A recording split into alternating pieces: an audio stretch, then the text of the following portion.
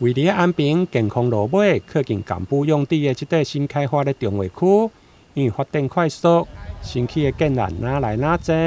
但为了社区公园两边的道路，国平北路却只有8米，而且佫是单行道，加上边仔佫画上机车的停车位，严重影响着车辆的出入。经过地方的侦证，议会干务委员会上午前往会勘，伫咧了解当初都市计划是规划12米的状况，建议市府应该恢复。北边跟南边这两条本地就是12米的都市计划道路，过去伫这个中划当中该缩啊成8米，这无符合嘛？佮再来。即马咱这条国平北路这条咱这间咱这栋380，目前是300几号边仔迄栋爱800，边仔迄栋即马现主席起个是800，要将近要800号。即马啦现主席单行道这是无符合着即马现主席因的生活的那个机能啦，交通的动线。所以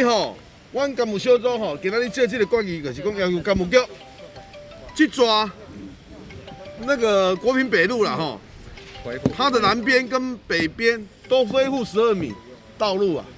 拢要恢复回来了。伫咧议员甲里长的建议，原本公务局要以公园退缩机车停车位作为简单的处理方式，不过当地里长认为，既然要做，就一概做好，莫用机车位退缩的办法。以后我15米、40米，我就求人家公园啊，何必讲这8米尔？你求迄就无意义啊！要做就一届，一次到位啦。你他妈连咪开遐。你搁做汽车湾的嘛，要开几啊百万嘛。我要开几啊百万，啥？比如讲啊，我要好大条，我好